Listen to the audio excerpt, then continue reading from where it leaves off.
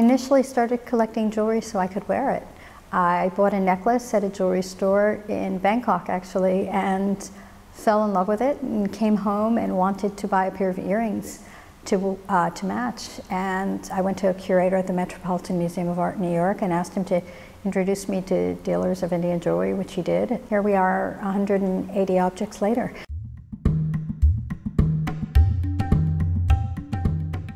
I think when you're a collector, you have to be very opportunistic. You have to see what you can find and what's available. And at the time I started collecting, was focused primarily on South Indian gold. I had collected some classical jewelry before this, Greek and Roman jewelry, and was very interested in gold work.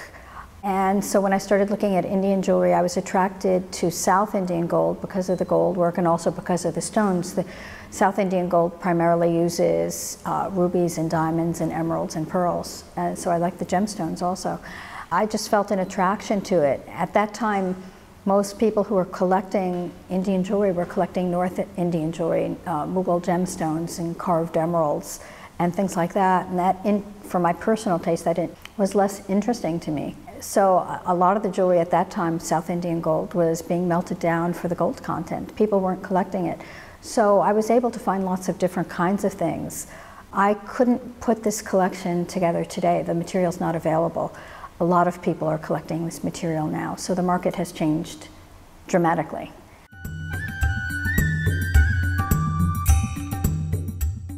Indian jewelry, the stones, for example, it's much more important to have a stone that looks good, that's sparkly, as opposed to Western jewelry, which might focus on the carat content or something like that. So the focus on the stones is different than in Western jewelry. I wasn't putting together an academic collection, I was putting together things I liked, so it was very much personal taste, what I fell in love with.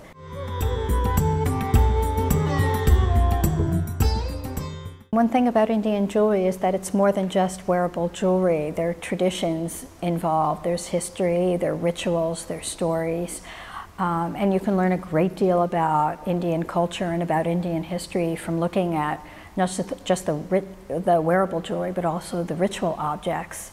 And one thing that's been very gratifying for me, for example, when the exhibition was in New York, was that Indian families were coming to see the show, and you could see mothers and grandmothers talking to their children and grandchildren about the importance of jewelry and what it meant in society. And that was really gratifying to see that people were using it as a teaching tool to learn about traditions and the past, and also how jewelry is important still in present-day India.